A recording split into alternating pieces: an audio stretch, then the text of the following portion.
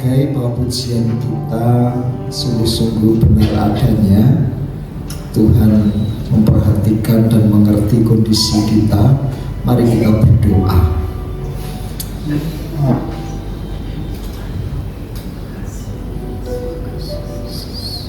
Biar setiap hati bersyukur kepada Tuhan, karena siapakah kita, sepenting apakah kita, sehingga Dia yang Maha Kuasa berkenan memperhatikan kita.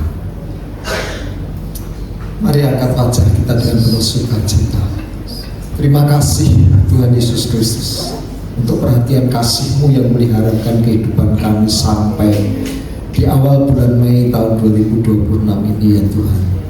Kami bersyukur karena Kau menyediakan hari-hari ke depan dengan segala perbekalan dan persediaan kasih-Mu yang berlimpah-limpah untuk mencukupkan setiap kebutuhan-kebutuhan kami. Bahkan terlebih lagi telinga-Mu Kau condongkan bagi kami untuk mendengar seluruh doa permohonan kami, dan kuasa kasih-Mu melalui pekerjaan tangan-Mu bersiap sedia untuk menolong kami tepat pada waktunya sesuai dengan segala apa yang kami perlukan. Kami mengucap syukur kami pagi hari ini Kau izinkan untuk bawa korban pujian, pengagungan, penyembahan kami kepadamu di minggu pertama bulan Mei ini, dan juga membawa korban persembahan iman kami kepadamu untuk menjadi satu benih pemeliharaan Tuhan secara keuangan bagi kami semuanya. Terima kasih Bapa di surga. Tuhan juga memberkati seluruh pelayan-Mu yang sudah mengambil bagian dalam ibadah pagi hari ini ya Tuhan. Baik Pak Slamet yang mengantar jemput jemaat, dan juga beberapa jemaat yang lain yang ngampiri dan nyamperin saudara-saudaranya, dan Mbak Ulang yang menyiapkan semuanya, Pak Prapto, demikian juga para pelayan musik dan pujian yang sudah mengambil bagian dalam ibadah pagi hari ini. Tuhan berkati semuanya dengan kemurahan-Mu. Makasih Bapak, kami siap mengucap syukur kepadamu melalui kebenaran firman Tuhan yang akan kami sambut dengan penuh sukacita menjadi bagian dari iman dan pengharapan kami kepadamu. Urapi hamba-Mu, urapi kami semua. Di dalam nama Tuhan Yesus Kristus kami siap menyambut firman Tuhan. Yang dengan penuh sukacita siap menyambut firman Tuhan, katakan amin. Yang berkemuliaan kepada Tuhan, silahkan duduk Bapak dan Saudara. Terima kasih seluruh pujian. Tuhan berkati dan semakin menambah kasih karunia dalam kehidupan dan pelayanan kita. Shalom. Shalom. Ya, selamat memasuki bulan Mei yang penuh berkat. Saya sangat berharap bulan ini bulan keajaiban buat kita semuanya. Ya. Nah, mari Bapak Ibu dan Saudara, kita setiap awal bulan itu selalu mengadakan perjamuan kudus sebagai acara istimewa. Nah, buat jemaat GBI Rema dibarengi dengan persembahan iman, ya, sebagai ungkapan bukan persembahan tantangan biasa, tetapi sebagai ungkapan pengharapan bahwa bulan di mana kita masuki di minggu pertama itu kita beroleh penghargaan, pemeliharaan dari Tuhan. Nah, dalam kesempatan ini setelah kita belajar secara bertahap, ya belum selesai tapi terus melangkah, ya, tentang kitab Wahyu, dan kita masuk dan sedang membahas pelan-pelan tentang kerajaan Allah, di mana nanti kenapa harus kita bahas kerajaan Allah, karena pahala bagi orang menang itu diberikan di dalam kerajaan Allah di surga, ya. Tapi kita harus memulainya di atas muka bumi ini. Nah, pada pagi hari ini saya selingi sedikit dengan topik yang penting buat kita, supaya kita diberkati di setiap awal bulan itu dengan cara yang lebih berkenan dan lebih baik lagi di hadapan Tuhan, yaitu tentang perjamuan kudus, ya, tentang perjamuan kudus. Untuk apa? Supaya tidak ada pertanyaan ataupun tanda tanya di antara kita. Dan kalau Anda nanti melihat dan menemukan di gereja-gereja yang lain, kenapa kok beda-beda, ya, dan mulai muncul banyak kritikan maupun kita juga kok ngono ya gitu. Nah, kita akan memperoleh jawabannya langsung dari Alkitab. Saya ingin mengatakan langsung dari Alkitab, ya. Kenapa? Karena itulah sumber-sumber kebenaran yang para rasul dulu, para penulisnya itu tanpa kepentingan apa-apa, tanpa kepentingan denominasi, tanpa kepentingan dogmatika yang diselaraskan, tetapi betul-betul harus ditulis sopanane gitulah. Kita sebagai pelaku iman, kita seharusnya menghidupi iman, karena orang benar hidup oleh karena iman yang benar, saudaraku. Kita kembali kepada dasar Alkitab. Nah, yuk kita bersama-sama membaca pendapat Paulus tentang perjamuan kudus. Kenapa Paulus? Karena kita hampir serupa dengan dia. Kita sama sekali tidak pernah ikut di dalam perjamuan kudus yang Tuhan Yesus adakan, yang tertulis di dalam kitab Injil, ya. 4 Injil menuliskan tentang momen perjamuan kudus ini. Nah, kita baca dari 1 Korintus pasal yang ke-11, Bapak Ibu dan Saudara. Sebaiknya kita semua buka ayat Alkitab kita, mungkin dari aplikasi HP Anda juga bisa, karena kita akan membaca lebih dari yang tertulis di dalam Warta Gereja. Kita pelan-pelan saja karena kita yang 1 poin ini saja yang akan kita bahas pagi hari ini. Oke, dimulai dari pasal 11 1 Korintus, dari ayat yang ke-17 sampai dengan ayat yang ke-31 saja. Oke ya. Kita bergantian ya membacanya. Langsung saja kita mulai supaya menghemat waktu. Saya bacakan ayat 17, nanti sidang jemaat bersama-sama baca ayat 18. Dalam peraturan-peraturan yang berikut, aku tidak memuji kamu, sebab pertemuan-pertemuanmu tidak mendatangkan kebaikan, tetapi mendatangkan keburukan.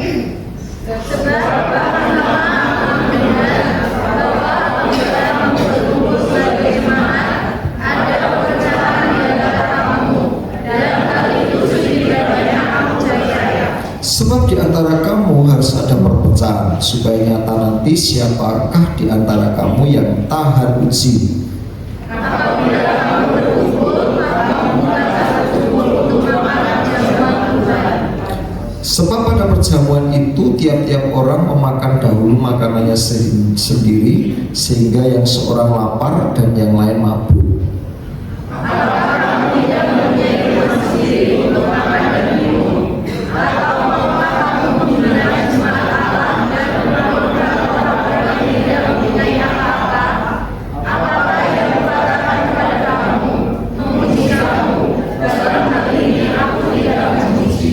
Sebab apa yang telah kuteruskan kepadamu telah aku terima dari Tuhan, yaitu bahwa Tuhan Yesus pada malam waktu ia diserahkan mengambil roti, dan sesudah itu ia mengucap syukur atasnya, ia mengucap-ucapkannya dan berkata, inilah tubuhku yang diserahkan bagi kamu, berbuatlah ini menjadi peringatan aku. Demikian juga ia mengambil cawan sesudah makan, lalu berkata, cawan ini adalah perjanjian baru yang dimeteraikan oleh darahku. Perbuatlah ini setiap kali kamu meminumnya menjadi peringatan akan aku.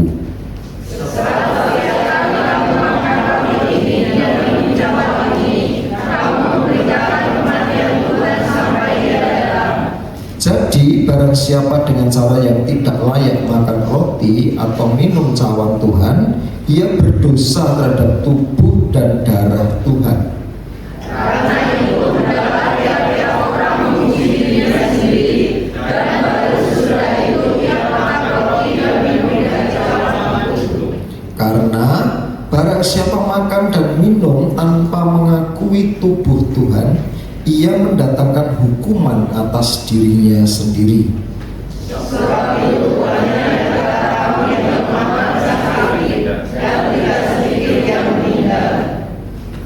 Bersama-sama 2-3. Kalau kita memuji diri kita sendiri, hukuman tidak menimpa kita. Amin.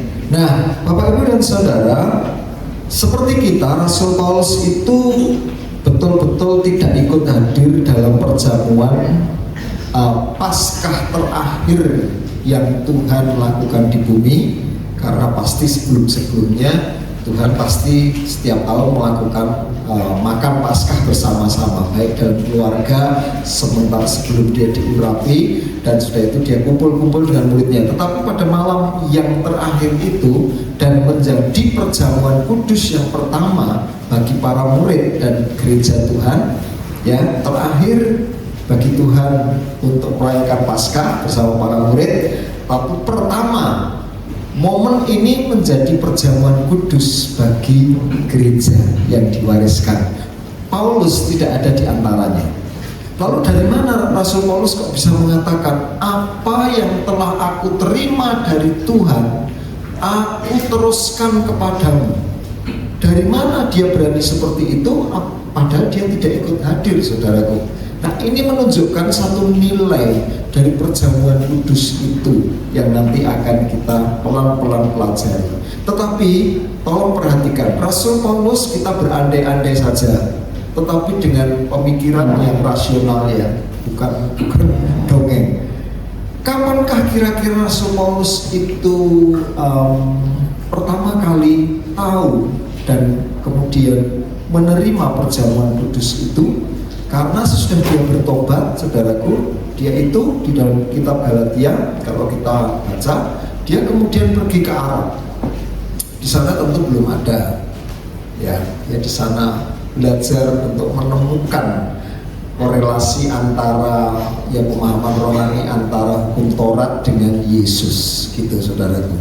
Dia meneliti, memisahkan diri. Nah, setelah pulang, dia itu nginep 15 hari di rumahnya Petrus, di rumah Kefas. Nah, saya percaya kira-kira bisa jadi, saya menggunakan bahasa itu dalam artikel kita, di waktu-waktu itulah Paulus itu ikut hadir bersama Petrus di tengah perhimpunan jemaat. Mengapa? Karena sejak peristiwa Pentakosta, Petrus itu kumpul bersama-sama dengan jemaat, memimpin jemaat untuk mengajar jemaat, dan juga mengadakan perjamuan kudus. Hal itu ditulis oleh penginjil Lukas di dalam Kisah Para Rasul pasal yang kedua, ya. Kita memperhatikan cara hidup jemaat yang mula-mula, ayat yang ke-41 dan ke-42. Mereka itu berhimpun setiap malam, saudaraku. Ya, kita baca ayatnya, ya. Mereka bertekun dalam pengajaran, ayat 42, pengajaran rasul-rasul dan dalam persekutuan, dan mereka selalu berkumpul untuk memecahkan roti dan berdoa.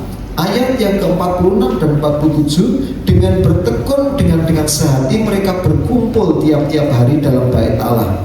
Mereka memecahkan roti di rumah masing-masing secara bergilir dan makan bersama-sama dengan gembira dan dengan tulus hati sambil memuji Allah. Dan mereka disukai semua orang, dan tiap-tiap hari Tuhan menambah jumlah mereka dengan orang-orang yang diselamatkan. Nah, kebiasaan ini diawali dari mana? Perjamuan kudus itu, saudaraku, diadakan memecah-mecahkan roti bersama-sama dan bergilir di setiap rumah. Dimulai dari mana? Mereka mengerti, mereka belajar, mereka tahu dari Rasul Paulus dari rasul-rasul yang lain, Petrus dan teman-temannya, bahwa pada malam sebelum Tuhan Yesus menyerahkan dirinya, Tuhan itu mengadakan perjamuan kudus ini dengan pesan. Saudaraku, ya, pesannya apa? Mari kita coba cek salah satu kesaksian dari kisah perjamuan kudus yang pertama. Oke, kita mulai dari Lukas saja deh, saudara. Lukas 22 ayat 78 dan 14, ya. Kenapa saya pilih Lukas? Karena disitulah kita tahu siapa yang diutus untuk pergi menyediakan tempat, atau ketemu dengan keluarga yang akan menyediakan tempat buat mereka makan roti bersama-sama. Catatannya begini, maka tibalah hari raya roti tidak beragi, yaitu hari di mana orang harus menyembelih domba Paskah. Lalu Yesus menyuruh Petrus dan Yohanes, Lukas 22 ya, ayat 7 dan 8. Katanya, pergilah persiapkanlah perjamuan Paskah bagi kita supaya kita makan. Jadi yang dipersiapkan itu perjamuan perayaan Paskah, perjamuan peringatan perayaan Paskah. Paskah itu adalah saat di mana orang Israel keluar dari tanah Mesir, menyembelih domba dan yang lain, saudaraku. Nah, mereka masih melakukan itu. Nah, lalu catatan di dalam Matius pasal yang ke-26, kita gabungkan peristiwa-peristiwa ini supaya mendapat informasi yang lebih lengkap. Ketika mereka sedang makan, Yesus mengambil roti, mengucap berkat, memecah-mecahkannya, lalu memberikannya kepada murid-murid dan berkata, ambillah, makanlah, inilah tubuhku. Jadi nampaknya Bapak Ibu dan Saudara, pada awal mula gereja melakukan perjamuan kudus itu bukan momen yang terpisah, bukan sesuatu yang dipisahkan, tetapi bersamaan dengan makan, gitu ya. Makan, tidak lagi makan untuk Paskah, tetapi setiap kali makan. Nah, Anda ingat hal ini juga dialami ketika Tuhan kumpul dengan atau menghampiri atau mendampingi dua orang murid yang pergi ke Emmaus, betul ya? Ketika mereka ditawari makan, maka Tuhan kemudian mengambil roti dan memecah-mecahkannya. Pada waktu itu mata mereka tercelikkan, wih, ini Tuhan, gitu ya. Jadi nampaknya di dalam Kisah Para Rasul, jemaat mula-mula, perjamuan kudus itu bukanlah seperti kita ini momen yang terpisah, tetapi setiap kali mereka kumpul barengan, ya, itu kemudian ada momen sesaat, yuk kita bikin perjamuan kudus, kita laksanakan itu. Nah, itulah yang ditegur oleh Rasul Paulus di dalam jemaat di Korintus itu. Karena seperti pada umumnya, sesuatu yang bersifat rutin itu menjadi kehilangan makna. Betul ya? Tidak terlalu dihargai. Ambil contoh seperti ini. Nanti itu persis juga yang Yesus katakan. Ketika mana pertama kali turun dari langit di hari pertama, buat orang Israel wow enggak? Wow, luar biasa. Hari yang kedua masih wow. Hari yang ketiga wow. Bulan yang ketiga, walah, meneh jumputi benesok, gitu saudara. Sudah disertai dengan bukan wow lagi, tetapi justru malah dengan persungutan. Kok mau mana? Kok budulihane bolak-balik mana? Apa Tuhan ora duwe persediaan yang lain? Misalnya saya mau mengandai-andai, kok mau bolak-balik iki tok gitu loh. Padahal wow semula. Nah, itu juga nampaknya menjadi atau sesuatu yang terjadi pada jemaat mula-mula. Makanya Rasul Paulus kemudian ngelokke di jemaat Korintus, kamu bersikap gak baik dalam hal ini. Yang pertama, terjadi perselisihan. Jadi walaupun kumpul-kumpul barengan, tetapi mereka memelihara hatinya itu egois. Ya selama kumpul-kumpul, mengaku cari Tuhan, bukan kumpul gue sesama. Wis jadi tetap menjaga serik satu dengan yang lain, tidak ada perdamaian. Bahkan ya kadang-kadang ini melanda kita juga, saudaraku sekarang ini. Kumpul-kumpul tapi orang kenal, kumpul-kumpul tetap dengan suasana perselisihan. Bagi Tuhan, bagi Rasul Paulus saja sebagai orang yang tahu hatinya Tuhan, itu bukan sesuatu yang patut dipuji. Tidak ada istilah Ora apa, kuwi apik lah tinimbang orang ning gereja. Gitu saudara.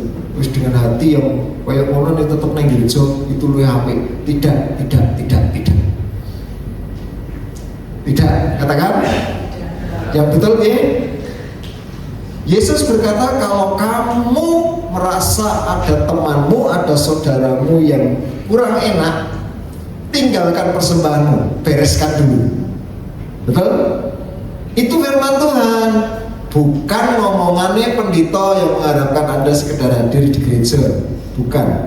Kalau Tuhan kepingin nih hidup ini ya tulus, orang benar itu hidup oleh karena iman, praktek iman yang sesungguhnya. Maka Yesus kan berkata juga, hidup keagamaanmu harus kamu lakukan lebih benar daripada orang-orang Farisi dan yang lain. Itu saudara. Nah demikian juga dengan pertemuan jemaat yang mula-mula yang ditegur oleh Rasul Paulus itu surat untuk jemaat di Korintus. Yang pertama itu tetap adanya perpecahan, tidak dipuji. Kalau toh seperti itu Rasul Paulus agak memberikan semacam penilaian positif sedikit. Oke lah, perpecahan itu akan terjadi justru untuk menantang siapa yang tahan uji. Artinya siapa yang sungguh-sungguh mau melakukan firman Tuhan, gitu ya. Perselisihan harus ada, tapi justru itu untuk menguji siapa yang rendah hati, siapa yang mengenakan kasih yang sungguh-sungguh, siapa yang bersedia mengampuni. Betul? Itu gunanya. Bukan orang yang kemudian semakin tinggi egonya, gitu saudara, dan merasa paling berharga. Bukan. Tetapi siapa yang tahan uji untuk melakukan firman Tuhan. Nah yang kedua yang dikritik keras oleh Rasul Paulus, tetapi bukan dengan pembatasan tetapi peringatan, yaitu salah, cara yang salah dalam perjamuan Tuhan, perjamuan kudus. Mereka nampaknya punya kebiasaan bergilir di rumah masing-masing, tetapi masing-masing itu ya kalau kita bahasanya perjamuan kasih, saudaraku. Nah perjamuan kasih yang utama itu nampaknya itu tadi ada roti dan anggur. Kenapa anggur? Ya, karena jelas sekali ada yang kelaparan, sementara ada yang sampai mabuk. Jadi jelas yang dipakai anggur. Nah kadar alkoholnya kita tidak peduli ya, kita tidak mengukur soal itu ya. Tetapi kemungkinan memang anggur ya, anggur versinya di sana, saudaraku. Jadi tidak. Bukan sesuatu yang haram ataupun tidak, ya sudah gitu saudara. Nah, tetapi ketika perjamuan kudus itu mereka tidak saling nunggu. Mereka karena dianggap momennya biasa, yang pas buat dimuakan duluan, tek-teknya, dan yang lain tidak kebagian. Nah, hal-hal ini menunjukkan secara jelas bahwa pada waktu itu perjamuan kudus itu memang betul-betul merupakan makanan dan minuman yang biasa, hanya punya satu nilai yang khusus. Nah itu tidak keliru karena di latar belakangi begini. Pada Yohanes pasal yang ke-6, yuk kita baca Yohanes pasal yang ke-6. Buka Alkitab kita dalam Yohanes pasal yang ke-6, karena inilah latar belakang di mana Tuhan Yesus itu menggenapinya.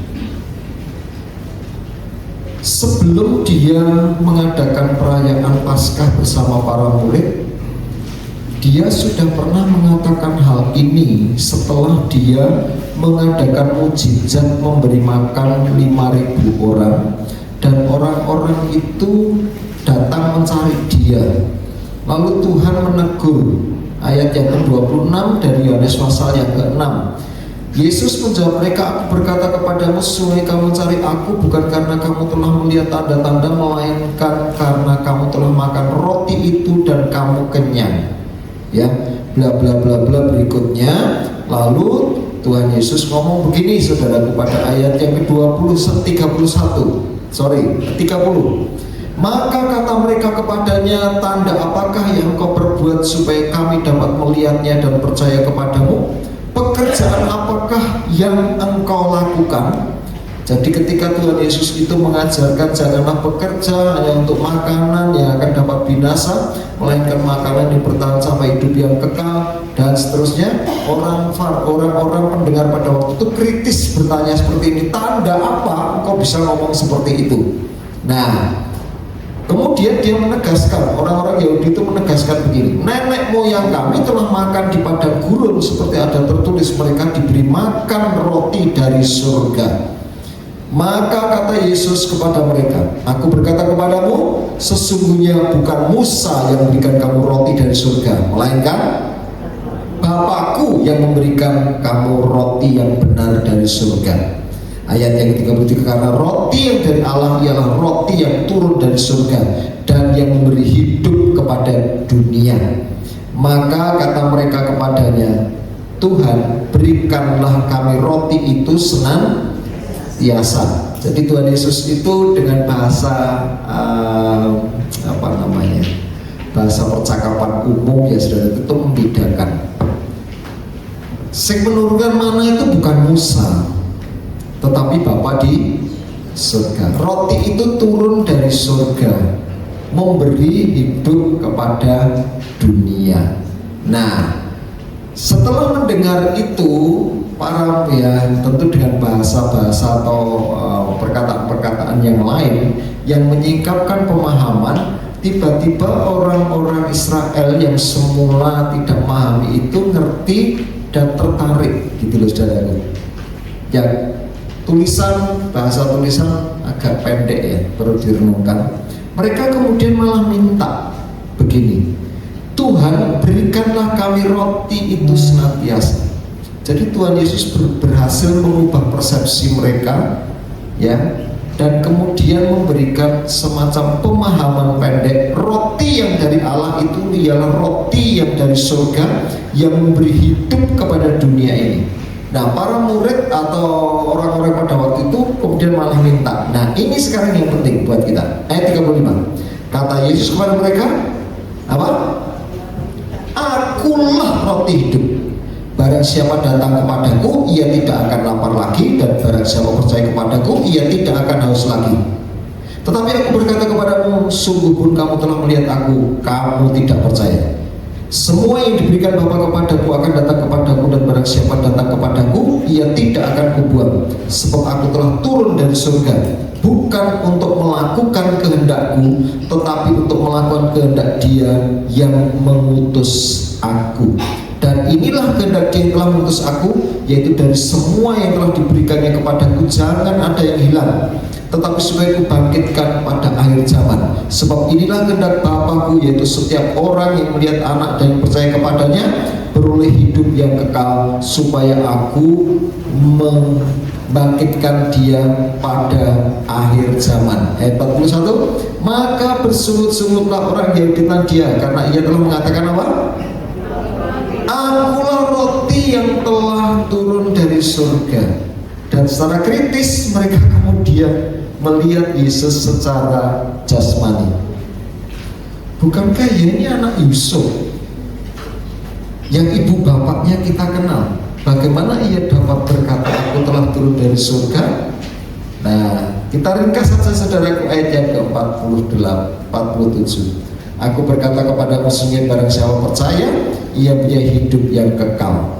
Kemudian Yesus mengatakan tegas, akulah roti hidup.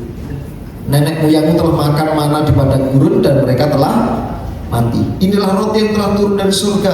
Barang siapa makan daripadanya, ia tidak akan mati. Akulah roti hidup yang telah turun dari surga. Jikalau seorang makan dari roti ini, ia akan hidup selama-lamanya. Dan roti yang kuberikan itu ialah roti yang kuberikan itu ialah dagingku yang akan kuberikan untuk hidup dunia. Jadi orang Kristen kanibal, gitu ya? Apakah begitu? Ya, orang komunis dulu menuduh orang Kristen seperti itu, saudara. Ayat yang kedua, orang-orang Yahudi bertengkar antara sama mereka dan berkata, bagaimana ia dapat memberikan dagingnya kepada kita untuk dimakan? Betul. Nah, kata Yesus kepada mereka, aku berkata kepadamu, sesungguhnya jikalau kamu tidak makan daging anak manusia dan minum darahnya, kamu tidak punya hidup di dalam dirimu. Barang siapa makan dagingku dan minum darahku, ia punya hidup yang kekal, dan aku akan bangkitkan dia pada akhir zaman. Ayat yang ke-55 kita baca bersama-sama 2, 3. Sebab dagingku adalah benar-benar makanan dan darahku adalah benar-benar minuman. Oke. Jadi buat Tuhan ya, jauh-jauh hari itu sudah mengatakan bahwa tubuhnya dan darahnya itu setara dengan makanan dan minuman, gitu ya. Seperti makanan dan minuman, seperti mana yang turun dari surga di padang gurun buat orang-orang Israel nenek moyang mereka, dan seperti anggur atau seperti minuman dari perjamuan Paskah itu, darahnya adalah seperti itu, saudaraku. Karena kalau darah anak domba kan dibawa ke bait suci untuk dipercikkan, bukan untuk diminum. Tetapi diminum adalah anggurnya, saudaraku, anggur perjamuan Paskah itu. Dan darah Yesus itu diperlakukan seperti itu dalam perspektifnya Tuhan ketika dia berkata, tubuhku, dagingku. Bahasanya malah jelas, dagingku adalah benar-benar makanan, darahku adalah benar-benar minuman.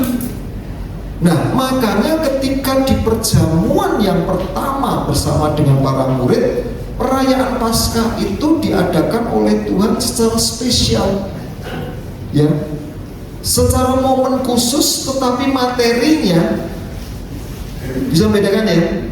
Hidangannya itu hidangan makanan biasa, dari bagian makanan yang tersedia biasa, perjamuan Paskah yang biasa. Tetapi tiba-tiba Tuhan mengambil satu keping roti, dan dari keping roti ini dia mengucap syukur, memberkatinya, memecah-mecahkannya, dan berkata kepada para muridnya, memberikan sambil berkata, terimalah, inilah tubuhku yang dipecah-pecahkan karena kamu. Jadi momen Paskah, momen perjamuan kudus itu sejak dari semula memang merupakan bagian dari makan perjumpaan, pertemuan makan biasa, saudara. Sehingga kalau kemudian terjadi penyelewengan dan kehilangan makna, itulah yang diluruskan oleh Rasul Paulus. Nah, nampaknya sejak masa itulah dipisahkan. Wah, nek ngono gen ora kaya ngono, kita pisahkan antara pertemuan makan-makan biasa dengan momen perjamuan kudus.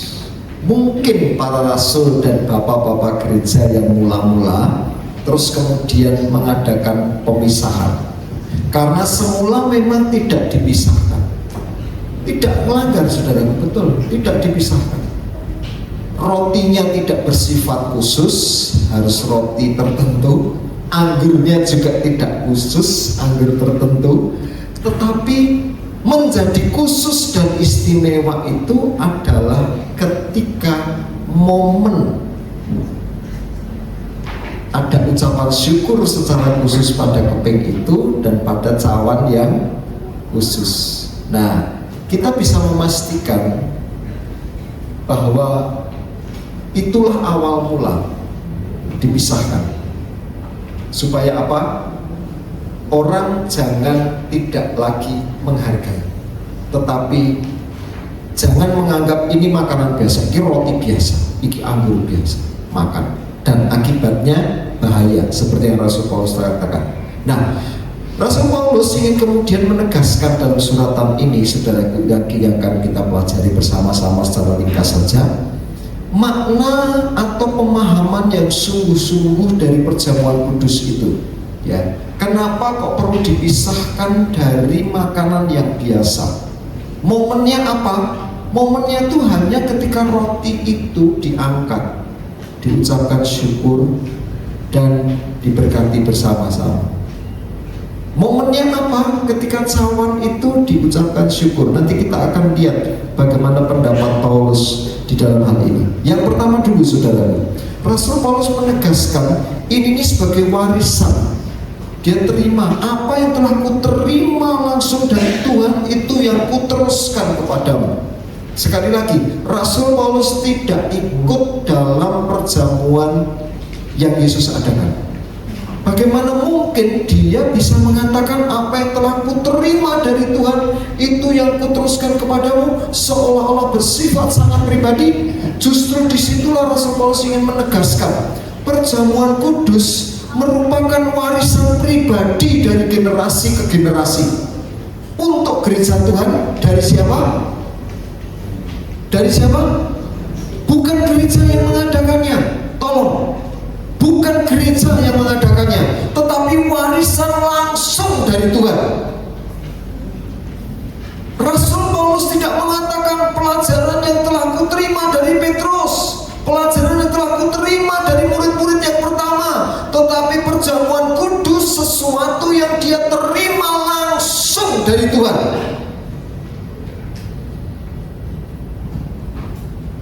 Yang setuju katakan? Betul ya? Itu penegasan Rasul Paulus.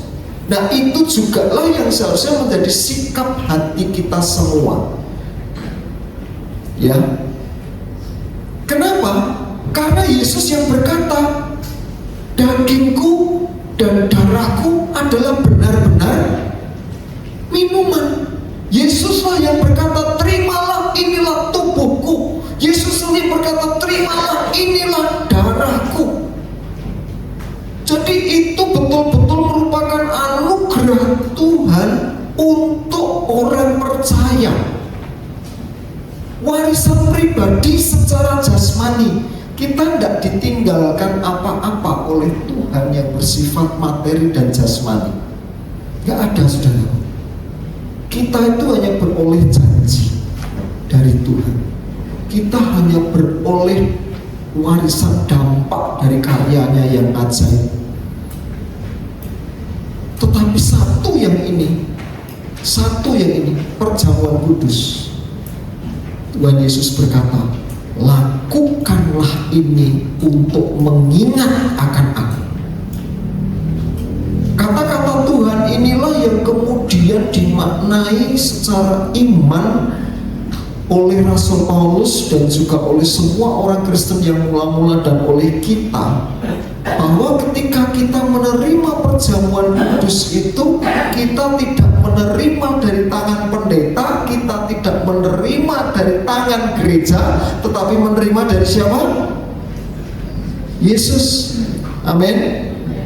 Karena Tuhan tidak mengatakan dengan bahasa yang lain, tetapi dia berkata, inilah tubuhku, inilah darahku. Maka Rasul Paulus mengingatkan, kalau orang tidak bisa membedakan bahwa ini bukanlah roti biasa, ini bukanlah anggur biasa, dia tidak layak untuk mengambil bagian dalam perjamuan kudus. Karena apa? Bisa mendatangkan celaka. Inilah satu bentuk penghargaan dan penghormatan. Kenapa bisa seperti itu? Latar belakangnya sekali lagi iman. Dilatar belakangi dengan apa? Sekali lagi, Yesus pada waktu itu mengambil salah satu keping di antara hidangan yang tersedia, mengangkat cawan dari salah satu cawan yang disediakan dari anggur-anggur di perjamuan itu.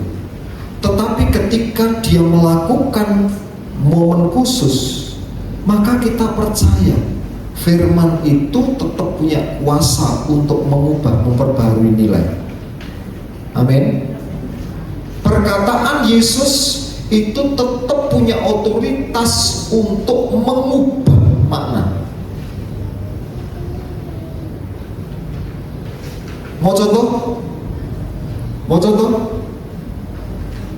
Saya ambil contoh paling sederhana, Bapak Ibu dan Saudara. Ketika orang banyak berdesak-desak, ada seseorang yang datang dengan iman, menilai Yesus secara khusus, dan dalam hatinya berkata, andai ku jamah saja jubahnya, maka aku akan sembuh. Yang lain berdesak-desak, tidak ada artinya. Tetapi seseorang yang imannya itu mengenal kuasa Tuhan yang ada di dalam dirinya Tuhan dan jubahnya Tuhan, dia memperoleh manfaat yang jauh berbeda. Amin. Ada seseorang, sementara yang lain itu ngomong dengan Yesus seenaknya dan perkataan Yesus ya dianggap biasa-biasa saja, seorang itu datang kepada Tuhan. Tuhan, aku tidak layak menerima engkau di rumahku karena engkau orang Yahudi, aku orang Yunani. Gak usah, katakan sepatah kata saja. Udah, cukup ngomong dari sini. Sebab aku pun seorang bawahan, tapi aku juga seorang atasan. Kalau pimpinanku berkata A, aku harus melakukan A. Kalau aku berkata kepada bawahanku B, maka dia harus melakukan juga B. Lalu Yesus berkata, di antara orang-orang Yahudi yang belum pernah menemukan iman yang sebesar ini. Perkataan Yesus, karena dia firman, tetap punya kuasa. Dia berfirman, maka jadilah. Dia memberi perintah, maka semuanya bermunculan. Maka ketika Yesus kemudian mengangkat roti dan berkata, inilah tubuhku yang dipecahkan karena kamu, itu tidak bisa lagi dianggap sebagai roti yang sama dengan roti yang sebelum diangkat dan diberkati. Itu sudah roti yang bersifat khusus, yang menunjukkan bahwa inilah Tuhan yang menggenapi firman-Nya untuk memberikan hidupnya. Digenapi di mana? Siapa yang menyangka apa yang diperbuat oleh orang-orang Romawi dengan kegeraman yang dahsyat, mencambuk dengan cambuk Romawi, menyerpih-nyerpihkan dagingnya itu, saudaraku, menjadi kepingan-kepingan muncrat sana sini, darahnya tercecer. Itu menggenapi apa yang Yesus katakan. Yes, darah tubuh yang tercapik-capik, darah yang tercurah keluar. Itulah korban kasih Tuhan yang diwujudkan di dalam perjamuan kudus. Amin. Untuk apa? Mengenang satu pribadi. Namanya siapa?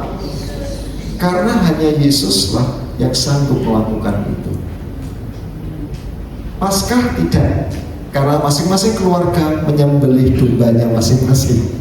Tetapi untuk dosa dunia hanya satu domba Paskah yang tersembelih. Namanya, apakah hanya untuk orang-orang Yahudi? Tidak. Apakah hanya untuk orang-orang Cina yang penduduknya banyak banget, orangnya banyak? Tidak. Tapi juga buat orang Jawa, juga buat orang Debekan.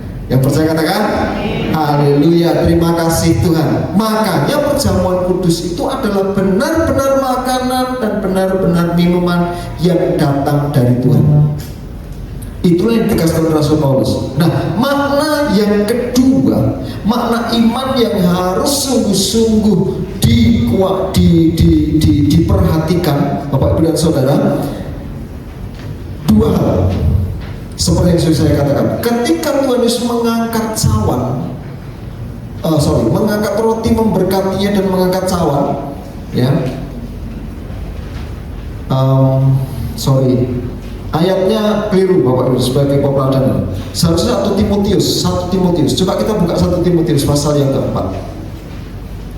Rasul Paulus itu pernah menuliskan ini kepada Timotius untuk menunjukkan bahwa makanan dan ini perjamuan kudus itu berbeda, ya.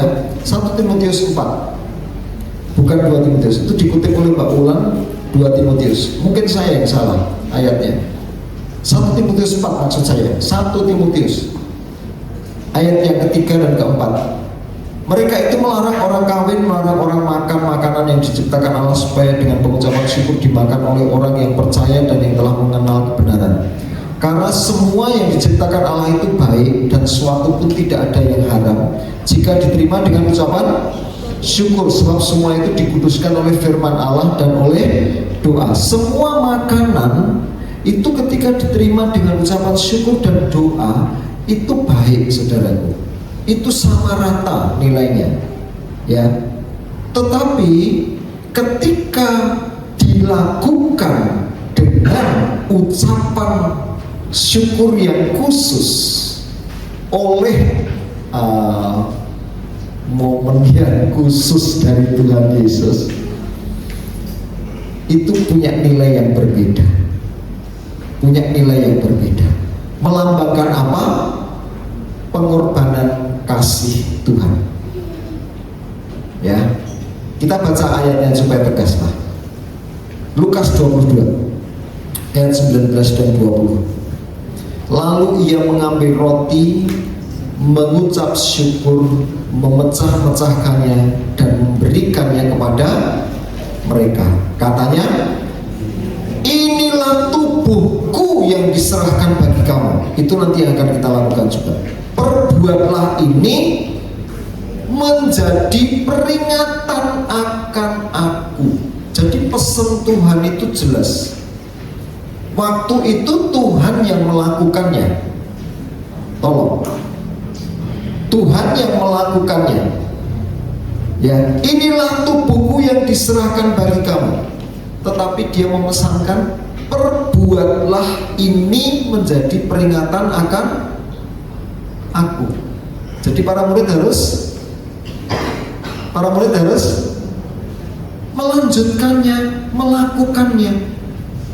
Apa yang dilakukan oleh Tuhan itu hanya awal mula sebelum kenyataannya itu terjadi. Meninggalkan sesuatu yang sesaat lagi akan mereka saksikan secara fisik. Bagaimana Yesus itu betul-betul menggenapi, memberikan dagingnya. Nah, demikian juga dibuatnya dengan cawan. Sudah makan, ia berkata, cawan ini adalah perjanjian baru oleh darahku yang ditumpahkan bagi kamu. Yuk kita berandai-andai, ketika malam kita ikut perjamuan, siang besoknya kita menyaksikan Yesus diperlakukan seperti itu. Apa yang terjadi pada benak kita?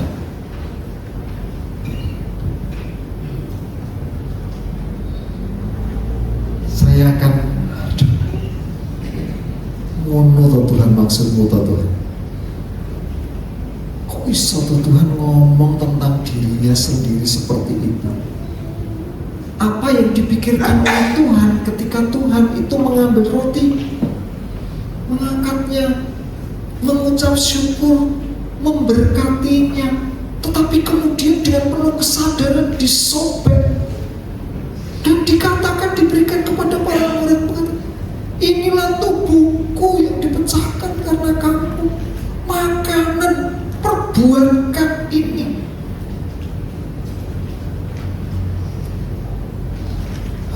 Saya jadi gembeng Bapak Ibu dan Saudara.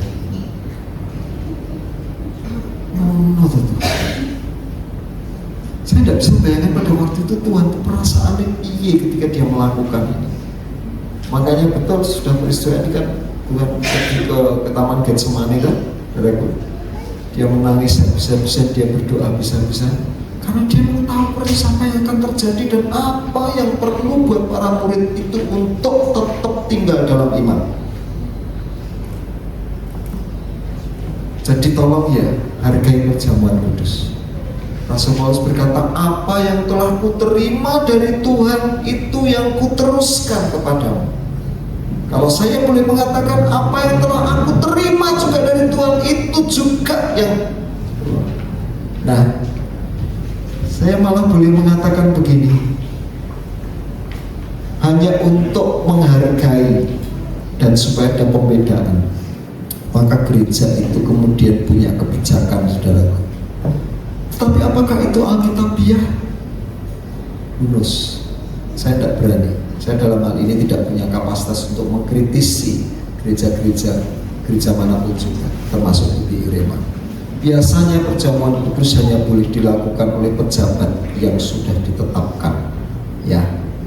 Bahkan harus pendeta senior. Kalau pendeta muda itu harus dengan kewenangan yang diberikan oleh pendeta gembala setempat. Tetapi kalau di dalam ayat-ayat ini yang kita baca, di rumah masing-masing diadakan perjamuan kudus.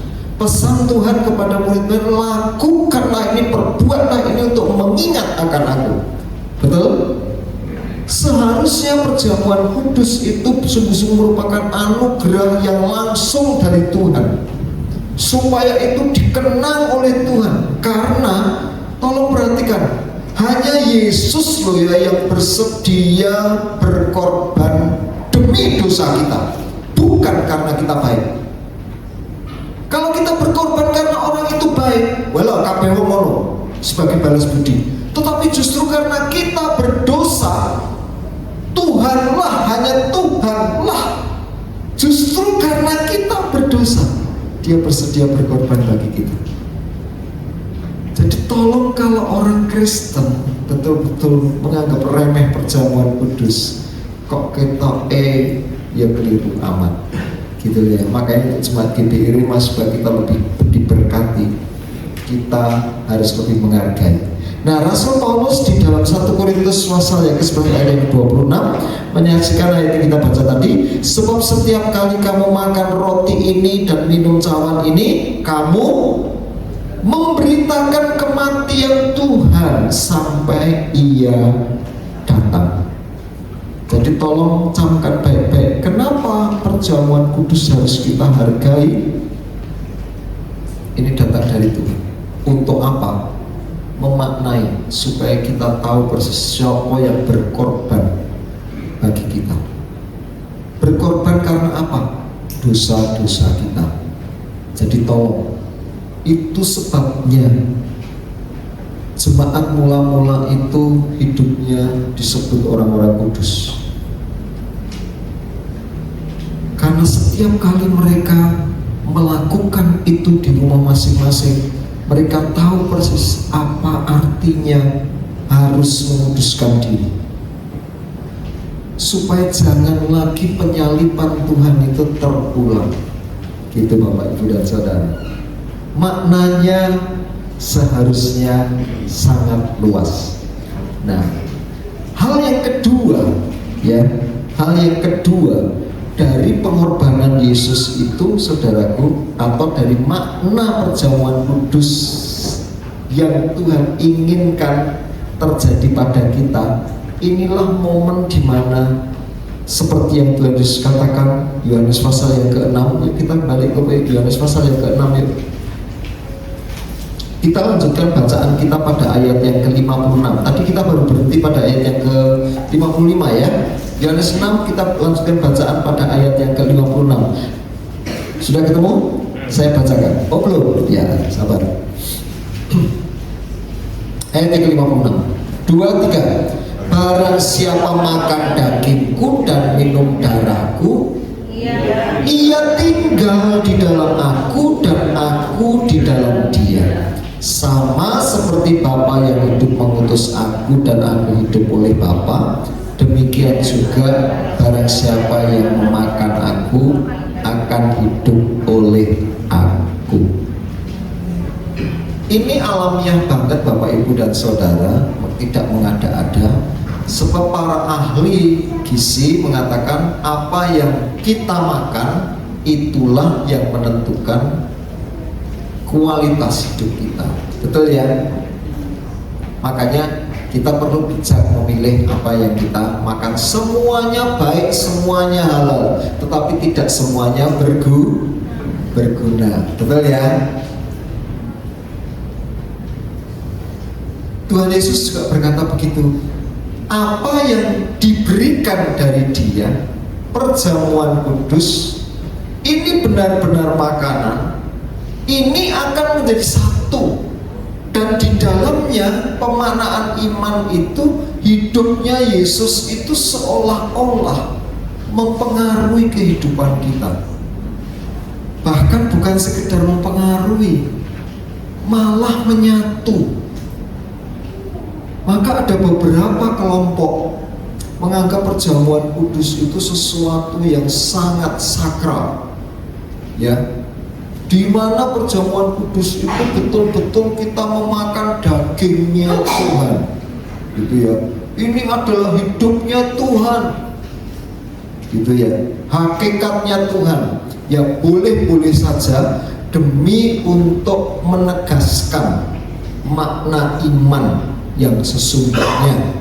Tetapi ketika kita memperhatikan Bapak Ibu dan Saudara, makna iman itu tidak perlu dilebih-lebihkan, tetapi harus dipahami secara mendasar, gitu loh ya. Ayo kita ingat pengorbanan Tuhan, dan kita menghargai kenapa kok Yesus mau mengorbankan dirinya. Dan itu kita ingat, kita akhirnya persepsinya persis seperti yang Petrus katakan, hidupmu itu sudah dibeli dengan harga yang lunas, dibayar. Jadi setiap kali kita mengangkat perjamuan kudus, ingatlah Kristus yang harus hidup dalam aku. Aku tidak punya hak atas hidupku. Ini loh harganya. Ini loh harganya. Maka penting sekali buat orang-orang Kristen memahami bahwa ketika Tuhan memberikan dagingnya, memberikan darahnya buat kita, ada satu kerinduan yang mendalam yang melatar belakangi itu. Kasihnya yang pengen menganugerahkan banyak hal yang baik yang tersedia bagi kita di dalam kerajaan surga. Izinkan saya agak keluar sedikit dari teks Alkitab, tetapi merangkum kebenaran. Kita minggu yang lalu baru belajar tentang Taman Eden, dimusnahkan lewat air bah. Betul ya? Pohon kehidupan itu tetap ada di taman, tetapi dijagai oleh para kerub, ya, malaikat, nggak boleh disentuh, tidak boleh. Sebab kalau makan pohon ini, buah pohon ini akan hidup selama-lamanya. Mohon maaf, izinkan saya mengimajinasikannya. Justru oleh karena kasih Tuhan itu loh, melalui pertobatan, kita bertobat melalui percaya kepada Tuhan. Hidup yang kekal itu, pohon kehidupan itu sekarang diturunkan melalui Tuhan Yesus Kristus. Saya menangkap kok kita ngono ya Tuhan, apa aku keliru? Ya, izinkan saya. Ketika Tuhan berkata, barang siapa makan tubuhku dan minum darahku, saya pikir kok dia seolah-olah pohon kehidupan yang semula dijaga itu ya. Maka barang siapa percaya akan beroleh hidup yang kekal. Bukan hanya itu, malah dengan lebih berani Yohanes berkata, barang siapa percaya dan menerima dia akan diberi kuasa menjadi anak-anak Allah. Statusnya pun bukan lagi yang terbuang. Dan Paulus dengan penuh keberanian, kita bukan lagi orang asing di surga, tetapi kawan sewarga kerajaan surga. Oleh siapa? Tuhan Yesus Kristus. Bahkan di dalam pilihannya, Tuhan menyediakan dan memberikan kepada kita segala berkat rohani di dalam surga. Izinkan saya, nampaknya ketika Tuhan Tuhan Yesus menyerahkan kehidupannya dan diwujudkan di dalam perjamuan kudus sebagai satu, mohon maaf menggunakan bahasa yang saya sulit cari yang lain, perumpamaan ataupun simbolik ini, saudaraku, itu seolah Tuhan tuh kepengen memberikan ini loh pohon kehidupan. Ini loh pohon kehidupan. Makanlah, minumlah. Bahkan Tuhan berkata, aku akan menyediakan tempat bagimu. Coba Bapak Ibu dan Saudara. Jadi tolong ya, ketika Tuhan berkata, barang siapa makan dan minum darahku, saudaraku dan tubuhku adalah benar-benar makanan yang sejati. Barang siapa akan makan dan minum ini akan hidup selamanya, akan kubangkitkan pada akhir zaman. Itu serius. Itu dilatar belakangi dari kasih dan kerinduan hati Tuhan buat kita. Amin. Makanya betul kalau Rasul Paulus mengatakan, apa yang telah ku terima sendiri dari Tuhan, itu yang ku teruskan kepadanya. Karena tidak ada satu pihak pun yang lain yang bisa mengadakan momen perjamuan kudus buat gereja. Tidak boleh. Rasul Paulus memberikan peraturan ini bukan untuk membuat batasan, tetapi supaya kita bisa menghargainya dengan baik. Ini makanan, masa harus dibatasi? Sekali lagi, bukan maksud saya mengkritisi berbagai macam hal yang ditetapkan kebijakan gereja masing-masing, tetapi yang saya ajarkan kepada jemaat adalah kerinduan hati Bapa ketika kita melaksanakan perjamuan kudus. Alkitabiah, tidak menambah-nambahkan, tidak mengurangi. Maka tolong perhatikan cara kita ketika kita menyambut dan menerimanya. Amin. Jangan ada syak wasangka. Kalau Anda memang tidak bisa membedakan, ya taruh, golek aman. Tidak usah ikut dulu, tidak apa-apa, gitu ya. Tidak usah ikut dulu. Dan juga tolong jangan dilebih-lebihkan, sebab ada beberapa pribadi dulu jemaat GBI Rema ada yang melakukan tetap penging betul-betul. Darah Tuhan itu tidak dihabiskan, saudara, dari cawan. Tetapi kemudian sisanya itu ditutul, ya, ditaruh di tempat di mana dia sakit, gitu. Saya tidak ngerti, iki jane itu ilmu sekolah gitu. Bukan begitu. Bukan begitu. Jauh lebih baik kalau darah itu diminum habis. Amin. Itu jauh lebih bermanfaat. Ambil contoh begini. Halo, obat sekolah dokter. Jika tutul-tutul kecuali betadine ya.